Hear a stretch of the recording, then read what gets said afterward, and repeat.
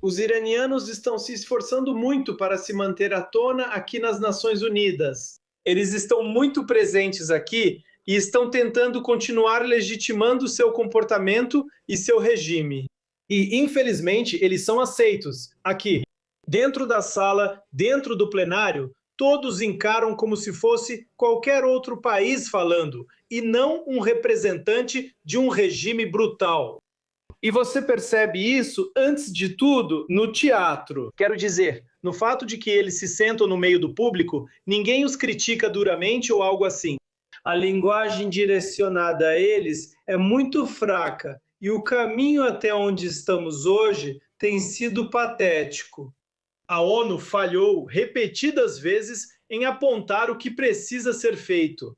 E isso é culpar os iranianos por massacrar seu próprio povo, por apoiar o terrorismo, por promover um programa nuclear e todas as coisas ruins que eles fazem. Sabe, é interessante você dizer isso porque há poucos dias, no Conselho de Segurança da ONU, um número recorde de países, recorde para qualquer resolução, apontaram o dedo para os iranianos e disseram: ei, vocês são responsáveis pela violência e destruição que estão acontecendo ao redor do Golfo. É apenas uma atitude diferente em Genebra? E se for, porquê? Porque essencialmente são os mesmos Estados-membros. Bem, a resolução do Conselho de Segurança da ONU, que foi aprovada há alguns dias, foi excepcional. Foi realmente excepcional. Foi uma resolução que o Bahrein levou ao Conselho de Segurança. E os países árabes se uniram e impulsionaram essa resolução junto com os Estados Unidos por causa dos ataques contra os países árabes. Mas se fosse apenas Israel a ser alvo, você não teria esse tipo de apoio no Conselho de Segurança, ou seja lá onde for. Mas, muito além disso, você vê aqui em Genebra que as coisas não mudaram. Não mudaram como vimos na resolução do Conselho de Segurança que vimos recentemente. Após os distúrbios que ocorreram no Irã nos dias 8 e 9 de janeiro, eu estava pedindo uma sessão especial imediata das Nações Unidas para discutir o comportamento do regime. Eles levaram quase um mês para convocar uma sessão especial do Conselho de Direitos Humanos. Nessa sessão, nada muito contundente, nenhuma condenação forte aos iranianos, nenhum resultado significativo, nenhuma resolução firme. Foi patético. E a ONU continua dando aos iranianos a plataforma para se manifestarem. O representante veio aqui no segmento de alto nível no Conselho de Direitos Humanos há apenas 3 semanas, um alto funcionário, e falou: ninguém saiu da sala, ele simplesmente disse o que queria dizer, cheio de mentiras. Ontem mesmo, o embaixador iraniano aqui deu uma entrevista a um dos canais de TV e espalhou mentiras. Eles não estão atacando os países árabes, ele disse. Pode ser Israel, pode ser os Estados Unidos, eles não estão atacando a Europa. Todas essas mentiras continuam.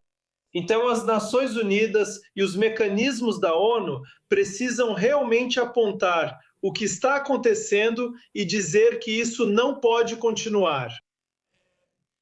Há poucas semanas, uma das ONGs aqui, a ONU Watch, Hilar Noyer, realizou uma grande conferência de lutadores pela liberdade e defensores dos direitos humanos. E tivemos lá alguns iranianos que conseguiram escapar do Irã, como Madame Alinejad e outros, que se manifestaram de forma muito contundente. E essa é uma conferência que a ONU Watch organizou. Isso não é a ONU, mas é isso que a ONU deveria fazer, trazer as vozes das pessoas que estão sofrendo sob o regime de lá. Quero te perguntar, pois já vimos antes, em arenas como o Conselho de Direitos Humanos e outros órgãos em Genebra, pessoas se retirando. Quando se trata de lugares como a Rússia e alguns outros países, alguns outros casos, o que há de específico em relação ao Irã? O que parece colocar as pessoas nessa bolha em que elas têm que sentar, ouvir, respeitar, concordar, é apenas na sua visão por Israel e pela posição do Irã. A questão é só sobre Israel ou há algo maior envolvendo o Irã? Bem, os iranianos há anos usam a questão de Israel para desviar críticas que eram direcionadas a eles Então foi muito conveniente para eles que Israel estivesse sendo criticado na plataforma. Sabe, recentemente eu vi os números de que nos últimos 10 ou 11 anos houve 187 resoluções da Assembleia Geral contra Israel e apenas 11 contra o Irã.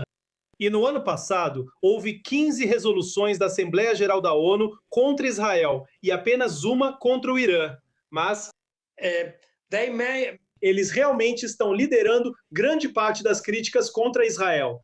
Eles gostam dessas críticas porque assim podem desviar as críticas contra eles mesmos. Existe um velho axioma em relações públicas: nunca desperdice uma boa crise. Que oportunidade existe aqui para Israel no espectro diplomático e nas relações públicas? Para mudar isso, e para começar a redirecionar a forma como os órgãos da ONU em Genebra e os órgãos da ONU em geral agem em relação ao Irã, como essa situação pode mudar isso? Bem, estamos lançando uma campanha para mostrar a diferença, a atitude em relação a Israel na ONU e em relação ao Irã.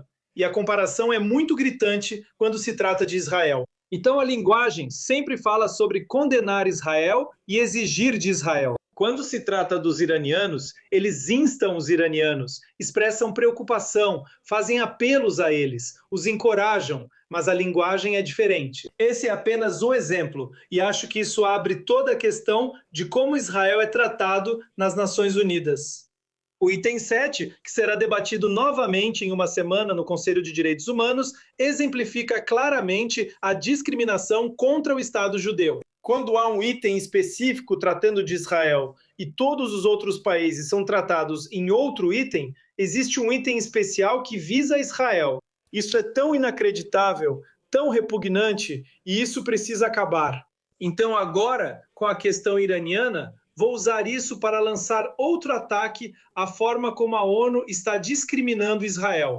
Por favor, continue nos informando sobre isso e tudo o que está acontecendo aí em Genebra. Embaixadora Meirav Eilon Shahar, agradecemos muito por você ter tirado um tempo para falar conosco. Shalom e muito obrigado.